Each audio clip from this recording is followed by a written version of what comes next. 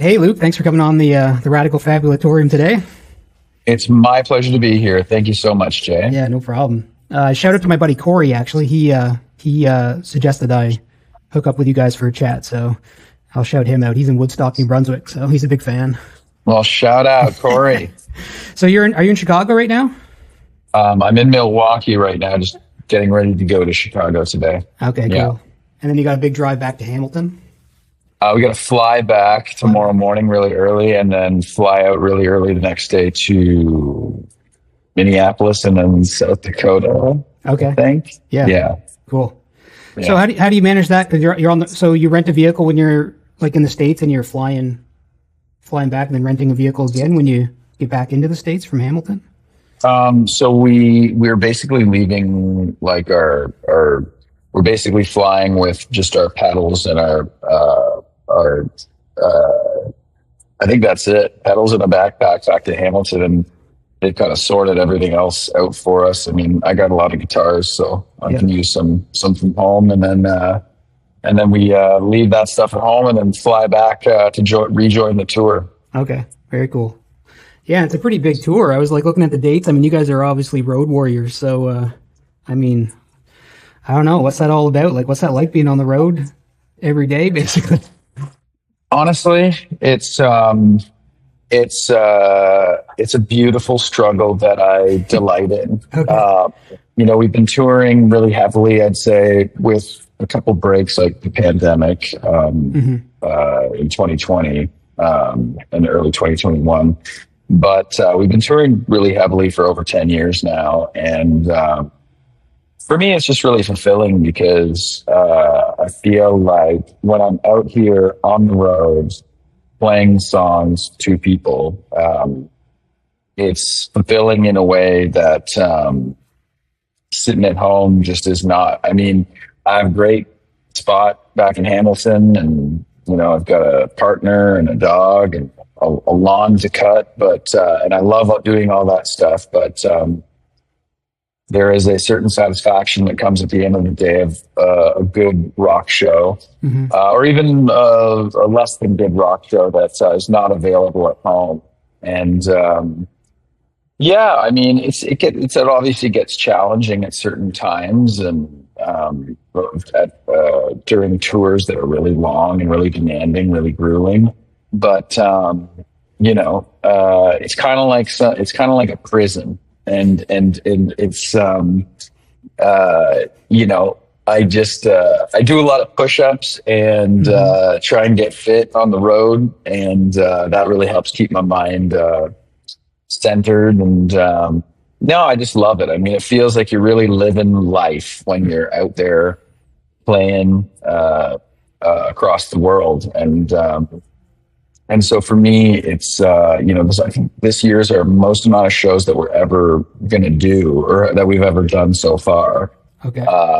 So, it's psychologically, it's challenging in that respect, just knowing that there's so many more shows. But the one thing that I really like about the road is that it forces you to really kind of think about one day at a time.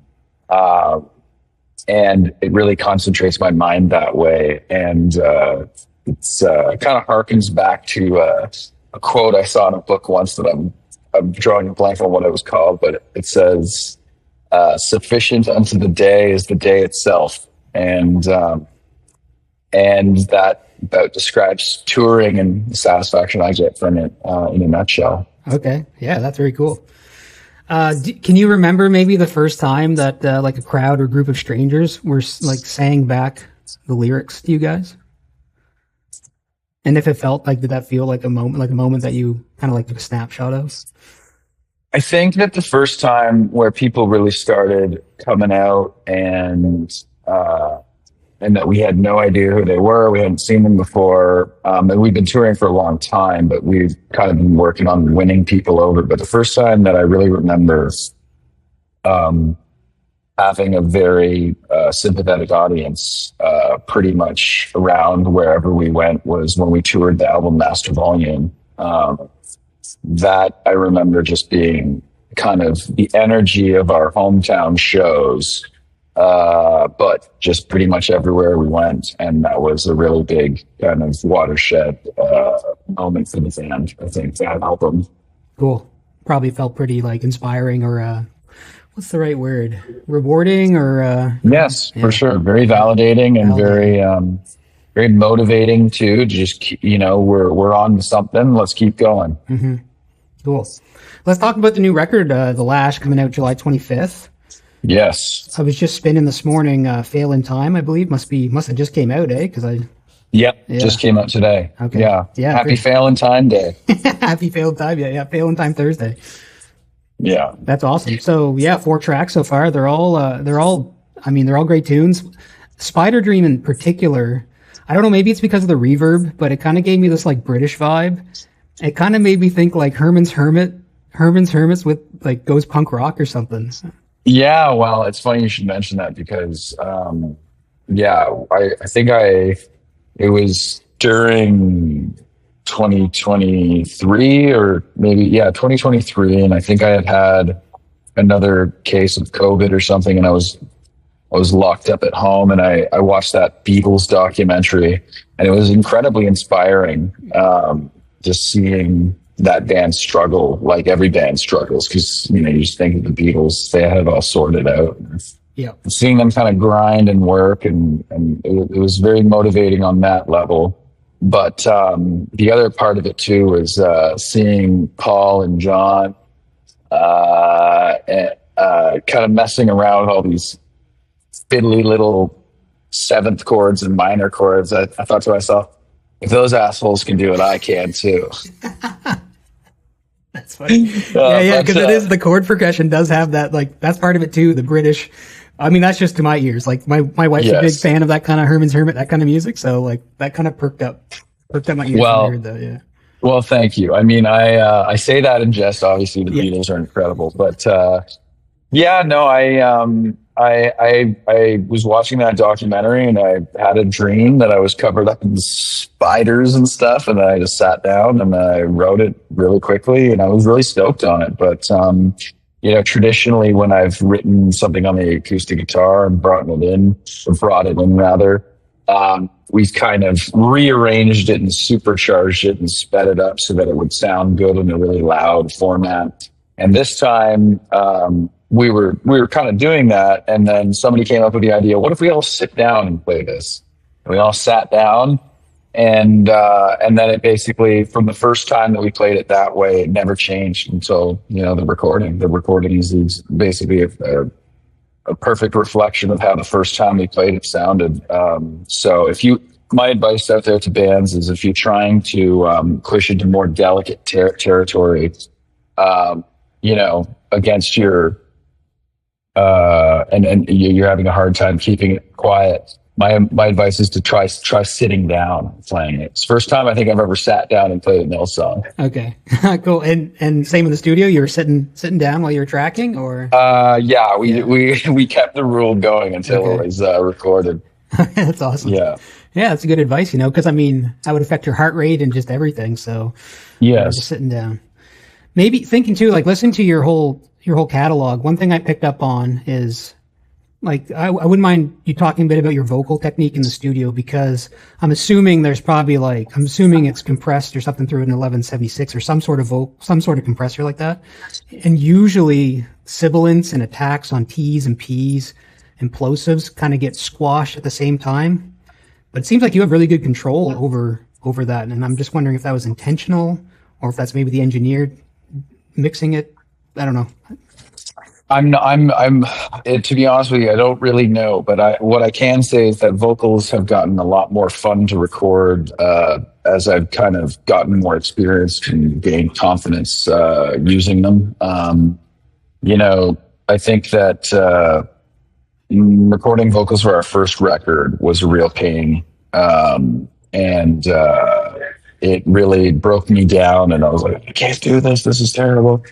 And by the time we got to this record, we took a very Spartan, simple approach, and we didn't double track almost anything. There's no pitch correction of any kind. It's just we set up a mic that looked cool, and we did it pretty quickly. Okay. So having gone to the extremes of scrutinizing my own vocals, redoing things, doing all that, I've kind of come to a place where I reminded myself that the rock and roll records that I love have lots of mistakes and funny things and little bits of personality. And so that's what I would like to try and do a bit more of. And so, we treated the vocals like any other instrument this time and just kind of set it up and captured a performance rather than trying to chip away at making some sort of perfect take. I will say, though, that singing lessons have made a really big difference for me in terms of stamina and being able to sing higher or sing kind of more closed vowel sounds at higher registers. Before, I used to have to kind of scream to get up to certain notes, and now I can choose to scream if I want, but I can sing it a lot more cleanly if I feel like it.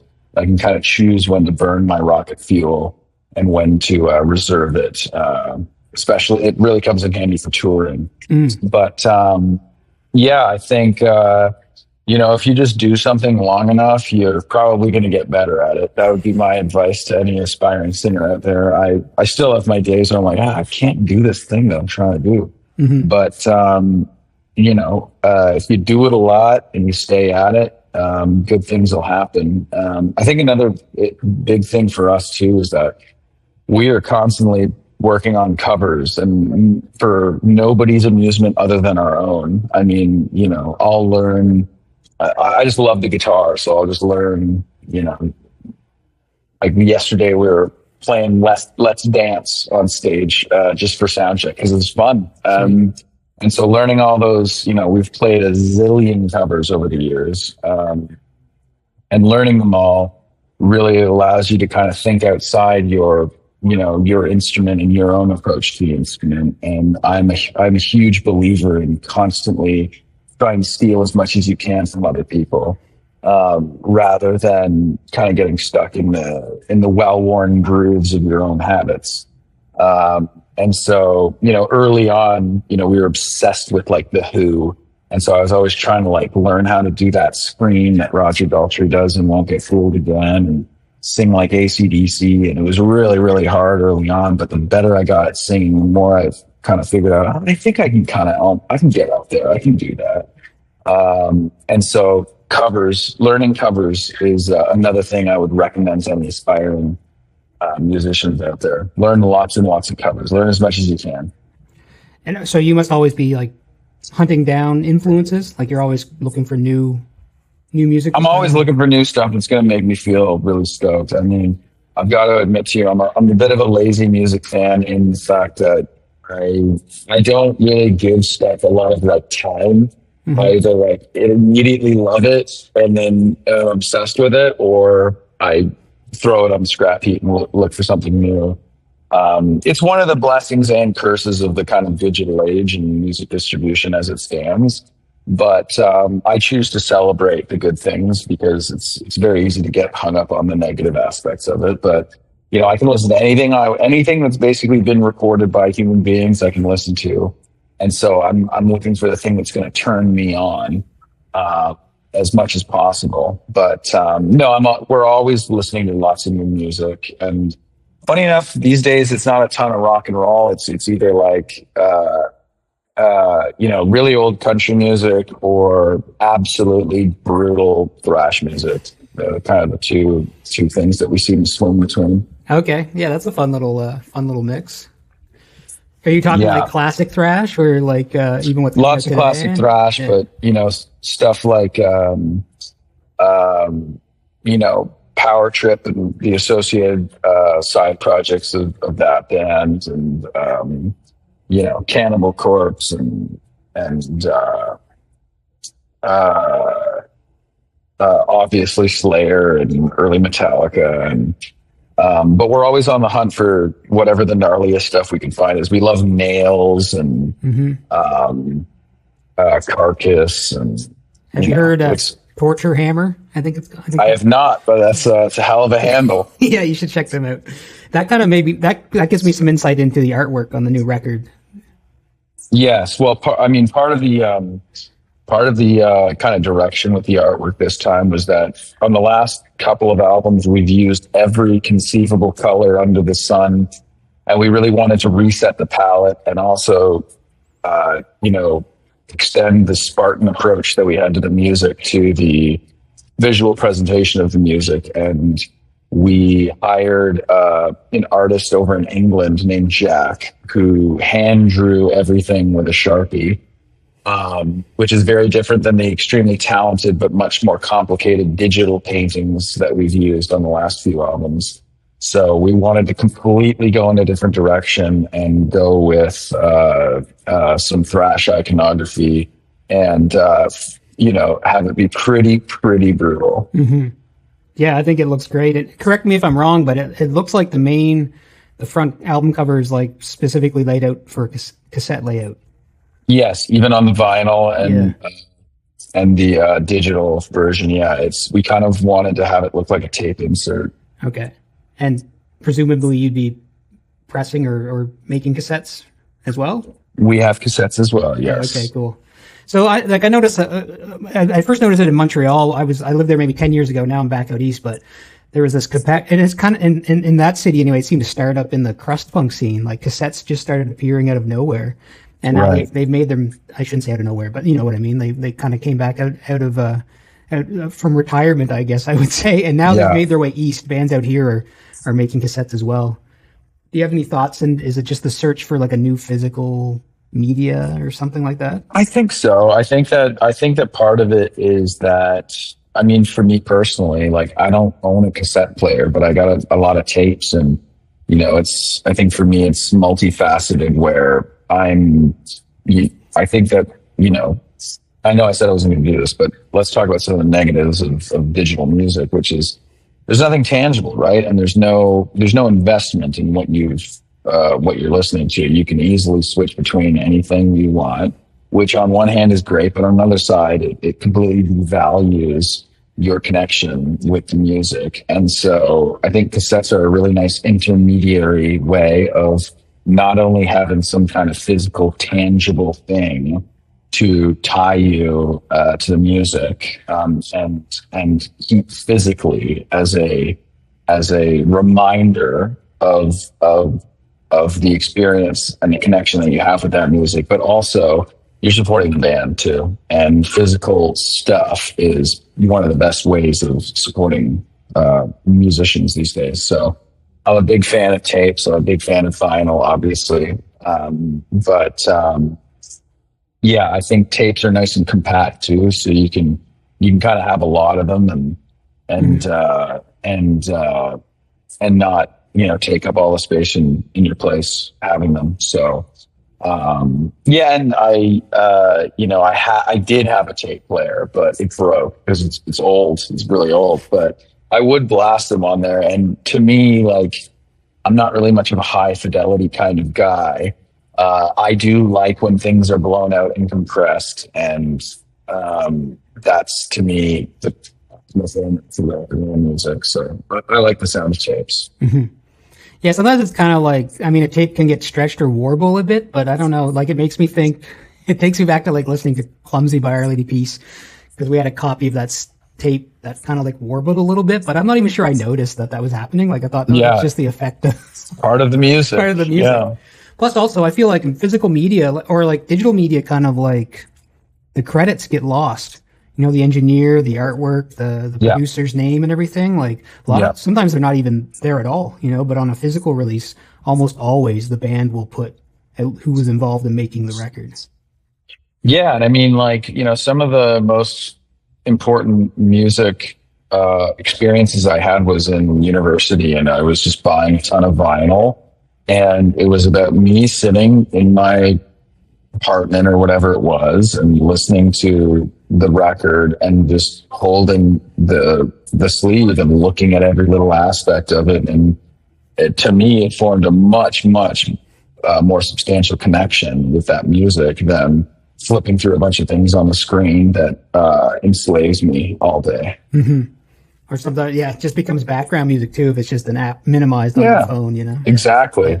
Exactly. Like there's something about, I do believe in the idea of like active listening, of like listening to music, just you and the music, no distractions, rather than, you know, listening to music while you're going about your day or surfing through your phone or whatever. And I do that too, but I do get a lot more out of, you know, sitting there, dedicating time to listening to music. I listen to it a lot more intently, and it really has the power to make my hair stand on end still, where it doesn't really if I'm, you know, mowing the lawn or doing the dishes, listening to it in the background. Mm-hmm.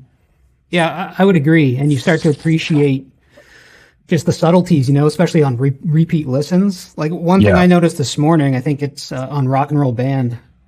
I feel like by the time the first chorus comes, there's like 8 guitars layered up by the time the first chorus hits. And the first few times I listened to that song just kind of on my Bluetooth speaker and then in my headphones, but just kind of passively as I was working, I didn't really pick up on that, you know.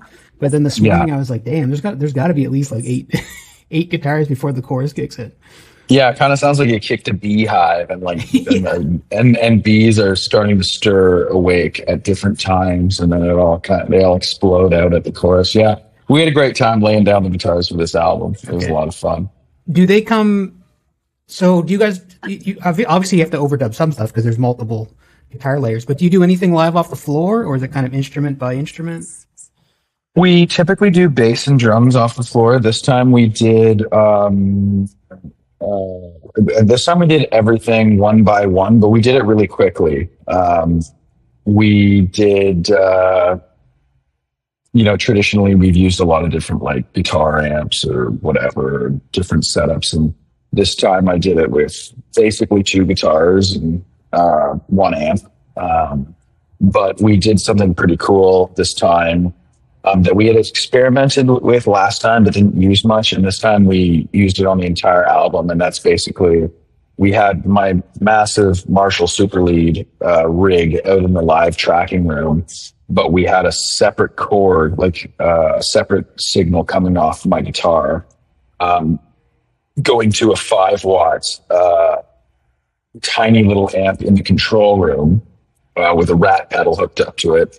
And so while I would be tracking, and I had these breaks, the guitar would still feed back because I had this little amp doing it, but it would track out of the large rig because of the nature of guitar feedback. It's the sound hitting the strings again and then coming out of the pickup through the amp.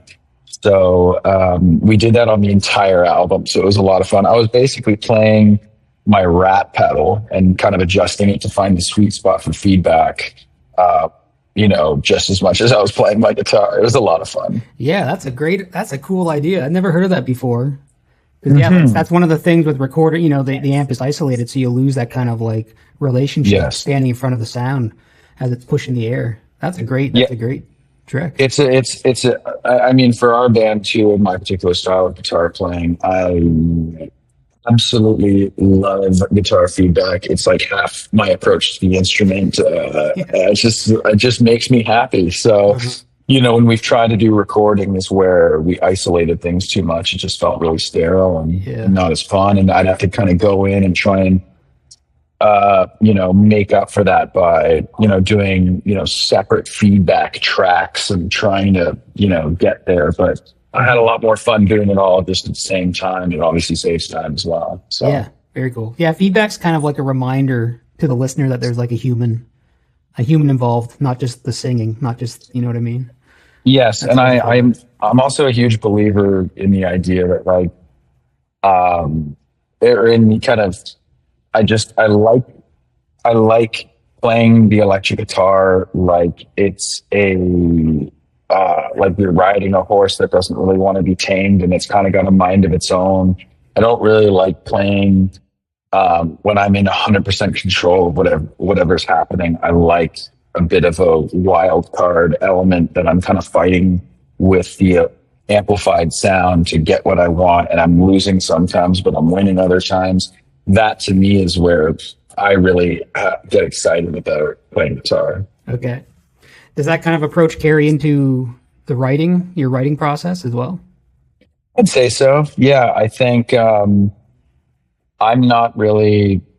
really analyze my lyrics or anything like that very much. I kind of just open my head and start wailing on my guitar and seeing what comes out. I think I focus more on the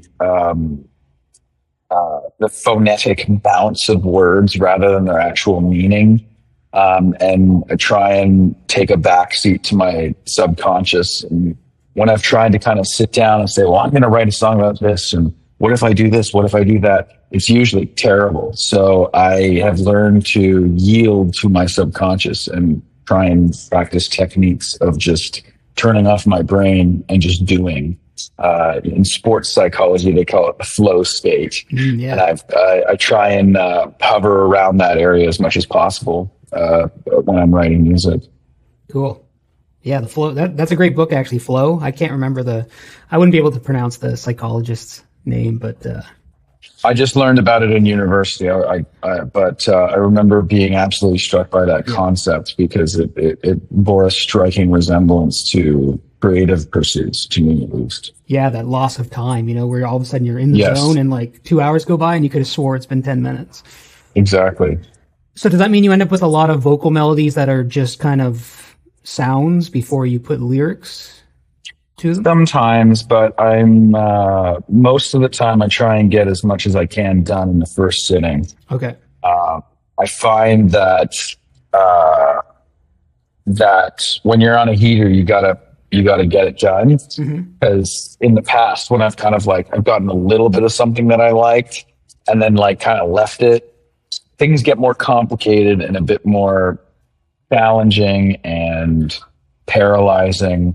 I really feel it's best for me personally to get first draft together at the first in the moment of inspiration, in your quote.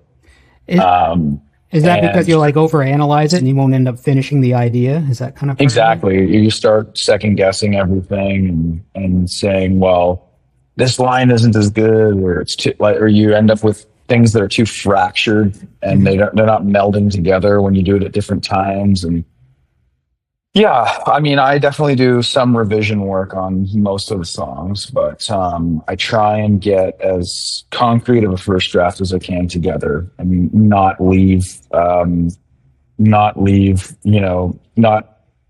be satisfied with, I got a little bit of the song done, I'll finish that later. That hasn't really yielded great results for me over the years. Okay. That makes me think of the issue of the infamous second verses, where you're trying to first verse and chorus comes and then you've got the music for the second verse, but it just kind of hovers around there, left incomplete for a lot of folks. Yeah. Well, I've kind of learned when I've got to force it and get it down, and when I've got a little bit of play, and then I can kind of leave that as a bit of a question mark for later. But it's every song is different and every album is different, but the further we've gotten into it, the more I feel like I've subconsciously learned how my brain works and learned, as I said, to kind of know when to push and know when to chill on stuff. And one of the keys for me is to just always have a lot of songs that I'm working on, so that if you kind of get stuck on something, you're not just hammering away at one song, driving yourself crazy. Yeah. Once you kind of hit an impasse with something, just, oh, that's fine, put it down for now and pick something else up. Always be kind of have multiple pies in the oven. Yep. Have you ever had a riff that you loved so much, but it just went nowhere, and you just kind of had to go, you know what? I guess I just have to walk away from this. Yeah, I mean, Doom Boy was a riff that I had, Doom Boy was a riff that I had for 5 years, and I just couldn't do anything with it, or part of Doom Boy at least.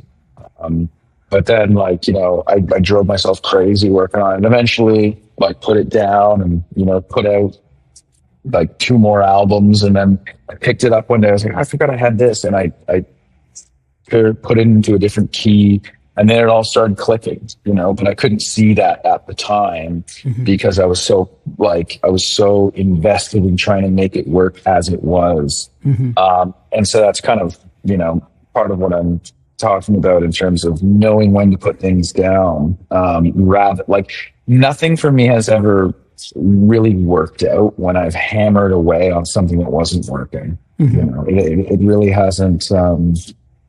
There's a difference between something that, the last verse isn't quite working, but like, that's fine. You can figure that out. If it's the whole vibe is just kind of off and you can't really put your finger on why, then you got to put it down. But yeah, I've definitely had riffs for years and years and years. And I still have some that I haven't made work. So fingers crossed. Yeah, but they're waiting in the wings.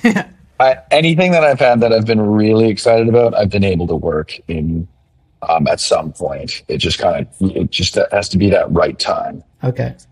Do you rely on the other guys in the band to kind of like guide you through that if you're unsure, if you're like, hey, what vibe do you guys get from these ideas? Does that come into it? I would say that, like, I have confided in Kyle over the years, I'm really stumped on this one. I'm not really feeling good. And he's been really encouraging about stuff, but Kyle's, I think he has a lot of confidence in me to pull it together on the writing front when I need to. And that's kind of been the nature of our relationship for 20 years. But, yeah, I mean, on the last album, like Free Rein to Passions, I had the music for the title track, Free Rein to Passions, and we had recorded it, and it sounded great. And I said, I'll just write the lyrics once we get there. Big mistake. Couldn't pull it off. It was an absolute, it was just very frustrating. Couldn't get something together that was working. And so we went home and said, I guess that's going to have to be that. And then I just said no. And I locked myself in my room for an hour and just used the music and kept like singing over it until I had something down. And I set up a mic and we did the vocals for it. And then I sent it off to the mixer who had already gone back to Seattle, and it was boom. So, sometimes you need a little bit of an ass kicking to get something done. But, yeah, when it comes to the lyrics or the chords or the song, yeah, I have the utmost amount of faith in myself that I can get it done. Yeah. So sometimes you just got to sometimes it's good to feel the pressure, kind of like what you were just describing, but at the same time sometimes it's good to just like trust it and let it come as it may or whatever. Yeah, exactly. But, I think that there was a relief kind of that came. There was obviously like a dissatisfaction, not getting that song done in the studio, but there was also a relief being like, well, it's not all hinged around this song anymore. But that ultimately kind of led into, me being like, no, I'm getting this thing done. So, yeah, I don't know. I think that, as I said, every single song is different. And, when it's not good, you gotta listen to it. And when that you've got something that you're confident in, you gotta listen to that too. And, I just think that it's the older I get in rock and roll, the more I realize that it definitely does not benefit, at least for me, to, consciously think about things all the time. It's better to just try and turn off your conscious brain and let your subconscious do some work. Just trust the instincts. Yeah. Quickly, couple questions, or even just a question about like the business side of things. I've heard you mention in other interviews that you guys have kind of retained control over everything. Indeed. Yes. I just wouldn't mind your opinion if you think that's good for the longevity of the band, or if if there's any advice out there for young guys or girls who are like they have a publishing deal put in front of them or anything like that. Do you have anything you could share there? I think that we read enough rock and roll books and still do that. It just kind of seemed to us to be a good idea to not take upfront money in exchange for long-term rights, and to try and live within our means and work within our means as long as possible in order to build up a in it like a humble but growing estate of intellectual property and recorded rights and all that stuff, and so that we could have complete control over it when we're older. And I'm glad that we took that approach.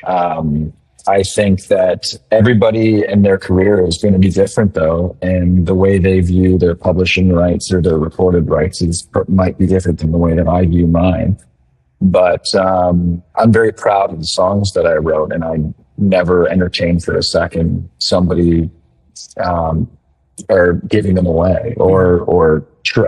I've always been very skeptical of agreements that give you money up front in exchange for getting your ass kicked in the long term. It doesn't really work for my kind of fiscal sense. So